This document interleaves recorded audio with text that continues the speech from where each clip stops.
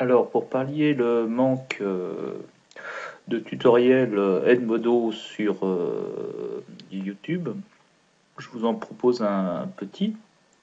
Donc, Edmodo est un réseau social qui permet de former des groupes fermés et principalement adaptés pour l'apprentissage. Ceci en fait un environnement d'apprentissage assez intéressant où il est possible de contacter les apprenants et d'être contacté par eux. Pour se connecter, il suffit de créer un compte, donc soit un compte professeur si on est professeur, soit un compte étudiant si on est étudiant. Si l'on est étudiant, le professeur a dû donner un code, c'est ce code groupe qui devra être entré ici. Ainsi, l'étudiant sera directement affecté dans le groupe que le professeur a choisi pour lui.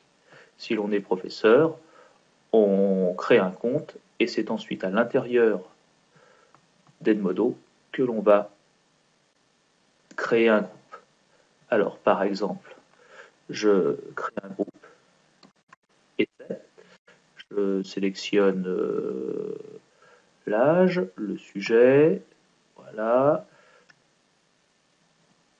le sous-sujet, je le crée, donc taille attendue plus de 26 par exemple si c'est une classe et admettons classe de premier et je termine. J'ai donc ici un numéro de code qui apparaît. Lorsque je suis dans ce groupe, je peux rentrer des messages. Bonjour.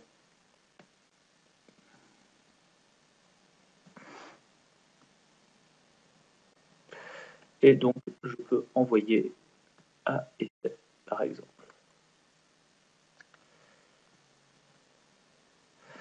Voilà, donc tous les membres du groupe essai recevront mon message. On le voit ici. Les élèves qui se seront inscrits pourront répondre ici et même utiliser un petit logo. Ce qui est aussi intéressant dans Edmodo, c'est de pouvoir partager au sein d'une bibliothèque des fichiers, des documents avec les élèves. Donc on constitue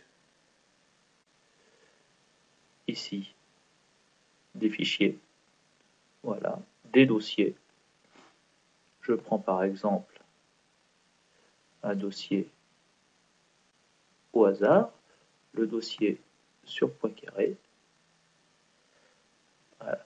Et comme option, je vais le partager avec le groupe essai. Bon, essai est ici tout en bas, voilà.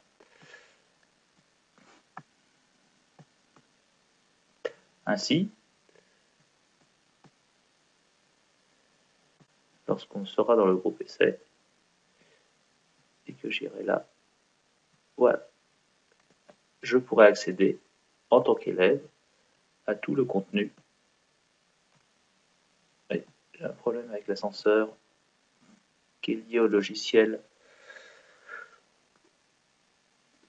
de capture d'écran. Alors, je crois que ce sont les principales fonctionnalités que j'utilise pour Edmodo. Alors après, bien sûr, on peut créer des alertes, des devoirs, des quiz. Nous pouvons même écrire des, des maths, créer des sondages, etc., etc., etc.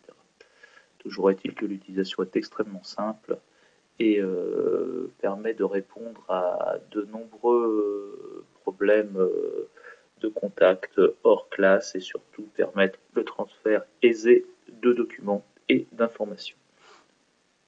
Je vous remercie de votre attention.